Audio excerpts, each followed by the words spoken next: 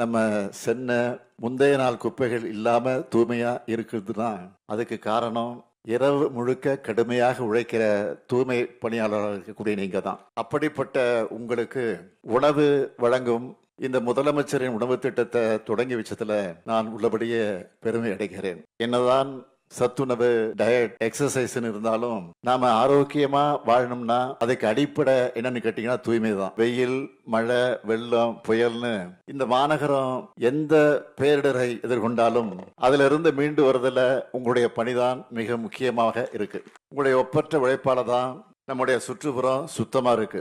உங்களால தான் நீர்நிலைகள் தூய்மையா இருக்கு. உங்களால தான் குழந்தைகள் நலமா பள்ளிக்கெல்லாம் போயிட்டு வராங்க.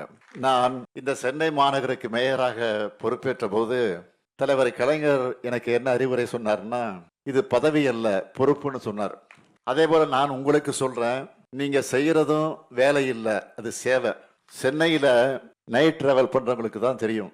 பகலெல்லாம் பிஸியா இருக்கிற இந்த சிட்டியில ஊரே அடங்கின பிறகு ஓய்வில்லாம உழைக்கிறவங்க நீங்க தான். உங்களோட அர்ப்பணிப்பு மிக்க சேவை உணவை பார்த்து நான் மட்டுமில்ல, இந்த மாநகரமே நன்றி உணர்ச்சியோடு உங்களை வணங்குது. ஒட்டுமொத்த சென்னை சார்பா உங்களுக்கெல்லாம் என்னுடைய இதயபூர்வமான நன்றியை நான் தெரிவிச்சுக்கிறேன். கிட்டத்தட்ட 30 ஆண்டுகளுக்கு முன்னாடி நான் இந்த சென்னைக்கு மேயரா பொறுப்பேற்றப்போ தூய்மையான நகரா இந்த நகரை உயர்த்தணும்னு நினைச்சேன். அதுக்காக தூய்மை பணிகள்ல இயந்திரங்களை பயன்படுத்த நாங்கள் தொடங்கணும். குப்பைகளை மக்கும் குப்பை, மக்காத குப்பைன்னு பிரிச்சு போட்டு அதை மேலாண்மை செய்யணும்னு பல்வேறு முன்னெடுப்புகள் எல்லாம் கொண்டு வந்தேன். அதெல்லாம் தான் இன்னைக்கு நாம் அடைஞ்சிருக்கக்கூடிய மாற்றத்திற்கு முதல் படி. இந்த மாநகரத்தை தூய்மையா பாதுகாக்கிற உங்களை பாதுகாக்க வேண்டியது எங்களுடைய கடமை. உங்களுடைய மாண்பு காக்கப்படணும், உங்களுடைய வாழ்க்கை தரம் உயரணும், உங்களுடைய நலன்கள் பாதுகாக்கப்படணும். இதுதான் சமூக நீதி. இந்த சமூக நீதி பயணத்துல உங்க சுயமரியாதையை காத்து உங்கள் பசியை போக்கிடத்தான் இன்னைக்கு இந்த முதலமைச்சரின் உணவு திட்டத்தை தொடங்கி இருக்கிறோம். இந்த திட்டத்தின்படி தூய்மை பணியாளர்களுக்கு அவருடைய பணிகளுக்கு இடையில உணவு வேளையில சுவையும் ஆரோக்கியமும் நிறைந்த உணவு வழங்கப்படும். தூய்மையான முறையில சமைச்சு டிஃபன் பாக்ஸ்ல போட்டு சூடு குறையாம இருக்க வெப்ப காப்பு பையில அதை எடுத்து செல்லப்பட்டு தூய்மை பணியாளர்கள் பணியாற்றக்கூடிய இடத்துக்கு பக்கத்திலேயே உள்ளாட்சி அமைப்புக்கு சொந்தமான கட்டிடத்துல உணவு பரிமாறப்படும். நம்முடைய நலனுக்காக உழைக்கிற மக்களுக்கு உணவு அளிக்கிறது அரசினுடைய பொறுப்பு என்கிற அந்த உணர்வோடு தான் இந்த திட்டம் செயல்படுத்துறோம். இது இல்லாம தமிழ்நாட்டில் தூய்மை பணியாளருடைய நலனுக்காக நம்முடைய கழக ஆட்சி காலத்துல மற்ற முக்கியமான திட்டங்கள் நிறைய செஞ்சிருக்கிறோம். அது பற்றி நான் சுருக்கமா சொல்லணும்னா,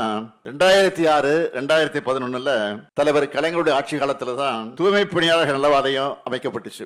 அவங்களுக்கான நல திட்டங்களை வழங்குவதற்கு அது வழிவகை செஞ்சோம். தூய்மை பணியாளர்களுடைய குழந்தைகளுக்கு கல்வி உதவி தொகை, திருமண நிதி உதவி வழங்கக்கூடிய திட்டம், இப்படி பல திட்டங்கள் தொடங்கப்பட்டுச்சு. தாட்கோ நிறுவனம் மூலமாகவும் தூய்மை பணியாளர்களின் வாரிசுகளுக்கு தொழில் சார்ந்த பயிற்சிகள் வழங்கப்பட்டு அவங்க தொழில் முனைவோராக வழிவகை செய்யப்பட்டுச்சு. தூய்மை பணியாளர்களுக்கு சுகாதார காப்பீடு, பாதுகாப்பு உபகரணங்கள் வழங்குதல், தடுப்பூசி முகாம்கள் ஆகியவைகள் கட்டாயமாக்கப்பட்டன. நகர்ப்புற பகுதியில தூய்மை பணியாளர்கள் தள்ளுவண்டி பயன்படுத்துறதுனால அவங்களுக்கு ஏற்படக்கூடிய கஷ்டத்தை போக்க 3 சக்கர மிதிவண்டி வாகனங்கள் மற்றும் இலகுரக வாகனங்கள் வழங்க நடவடிக்கை எடுத்தோம். நகர்ப்புற தூய்மை பணியாளருக்கு முதல் முறையா அடுக்குமாடி குடியிருப்பு கட்டக்கூடிய திட்டம் துவங்கப்பட்டுச்சு. மேலும் பாதாள சாக்கடை அடைப்பை நீக்கக்கூடிய பணிகளில் ஈடுபட்டு பணியின் போது இறக்க நேரிட்டால் அவங்க வாரிசுகளுக்கு கருணை தொகையாக 30 லட்சம் ரூபாய் வழங்கக்கூடிய திட்டம் உருவாக்கப்பட்டுச்சு. இதோட தொடர்ச்சியா இப்போ நம்ம திராவிட மாடல் ஆட்சியில தூய்மை பணியாளர்கள் மேம்பாட்டு திட்டம் அறிவிக்கப்பட்டு கடந்த 2022ஆம் ஆண்டு டிசம்பர் 12ஆம் தேதி மதுரையில நான் தொடங்கி வச்சேன். இந்த திட்டத்துல நான் முதல்வன், திறன் பயிற்சி, பாதுகாப்பு உபகரணம் வழங்குதல், ஹெல்த் இன்சூரன்ஸ், நலம் காக்கும் ஸ்டாலின் திட்டத்துல தொடர் உடல்நல பரிசோதனைகள் மற்றும் மாற்று வாழ்வாதார நடவடிக்கைகள் ஆகியவற்றை தடையின்றி பெற ஏற்பாடு செஞ்சிருக்கிறோம். இதுக்காக 50 கோடி ரூபாய் அறக்கட்டளை நிதி உருவாக்கப்பட்டு தூய்மை பணியாளர்களின் ஒட்டுமொத்த வாழ்க்கை மேம்படுத்தப்பட நடவடிக்கை எடுத்துட்டு வரோம். சென்னை மெட்ரோ வாட்டர் மற்றும் கழிவுநீர் அகற்று வாரியம் சார்பில் பாதாள சாக்கடை திட்டத்தின் மூலமாக நடைபெறக்கூடிய அனைத்து பணிகளும் முழுமையாக இயந்திரமயம் ஆக்கப்பட்டிருக்கு. இன்னும் நிறைய நல்ல திட்டங்கள் செயல்பாட்டில் இருக்கு. இவ்வளவு செஞ்சிருந்தாலும் உங்களுக்கான தேவைகள் இன்னும் நிறைய இருக்குன்னு எனக்கு நல்லா தெரியும். நான் நிச்சயமா சொல்றேன், அதையெல்லாம் நம்ம திராவிட மாடல் அரசு படிப்படியாக செய்யும் என்பதை நம்பிக்கையோடு தெரிவிக்கிறேன். இரவு பகல் பார்க்காம நீங்க உழைக்கிறீங்க. ஆனா உங்களுக்குன்னு தனியா ஓய்வறை இல்லைன்னு பலரும் கவலைப்படுறதா எனக்கு செய்தி வந்துச்சு. பல பேர் இடத்துல சொன்னாங்க. அதனால இந்த நிகழ்ச்சி மூலமா ஒரு அறிவிப்பை வெளியிட விரும்புகிறேன். பெருநகர சென்னை மாநகராட்சியோட 200 வார்டுகளையும் தூய்மை பணியாளர்களுக்காக பிரத்யேகமாக 300 சதுர அடி அளவில் உடை மாற்றும் அறை, கழிப்பறை உள்ளிட்ட வசதிகளோடு ஓய்வறைகள் கட்டப்பட்டு அது பயன்பாட்டுக்கு கொண்டு வரப்படும். அது மட்டுமல்ல, இன்னைக்கு தொடங்கப்பட்டிருக்கக்கூடிய இந்த முதலமைச்சரின் உணவு திட்டம் வருகிற டிசம்பர் 6ஆம் தேதி முதல் அனைத்து மாநகராட்சிகள் மற்றும் நகராட்சிகளுக்கும் விரிவுபடுத்தப்படும். நான் ஏற்கனவே சொன்ன மாதிரி உங்களுடைய மற்ற கோரிக்கைகள் படிப்படியாக நிச்சயம் நிறைவேற்றி தரப்படும். என்னை பொறுத்த வரைக்கும் வெளி மாநிலங்கள் இருந்தும் வெளிநாடுகள் இருந்தும் வர்றவங்களுக்கு சென்னை தான் இந்தியாவிலேயே கிளீன் சிட்டி, தமிழ்நாடு தான் கிளீன் சிட்டின்னு சொல்லணும். அதுக்கு நீங்க எல்லாரும் துணை நிற்கணும். இந்த நிலையை நாம் உடனே அடைஞ்சிட முடியாது, எல்லாம் தெரியும். ஏன்னா நடைமுறையில எவ்வளவு சிக்கல்கள், தடைகள்லாம் இருக்கு.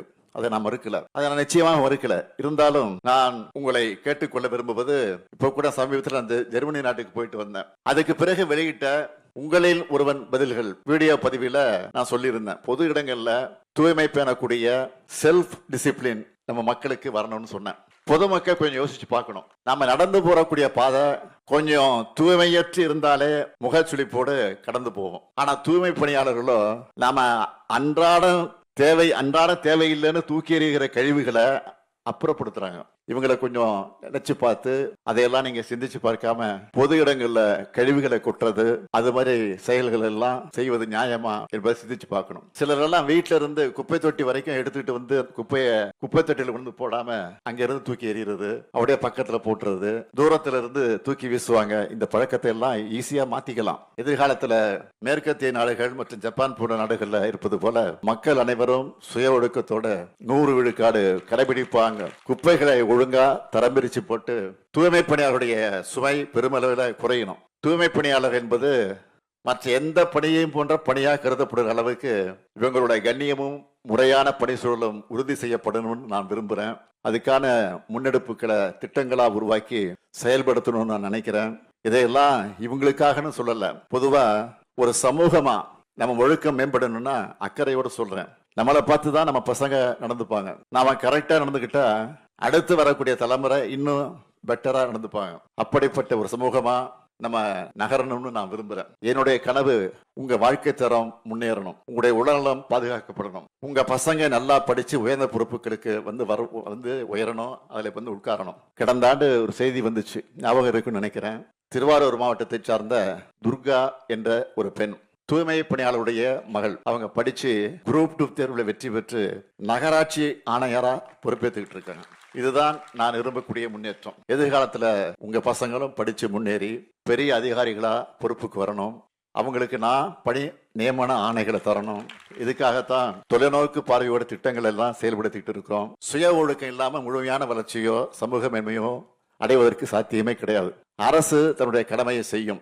மக்களும் பொறுப்பாக இருந்து பொது இடங்களையும் நம்ம மனசுகளையும் தூய்மையா வச்சுப்போம். இதுக்காக தொடர்ந்து உழைப்போம். தன்னலம் கருதாத பணியாளர்களின் சேவையை போற்றுவோம்.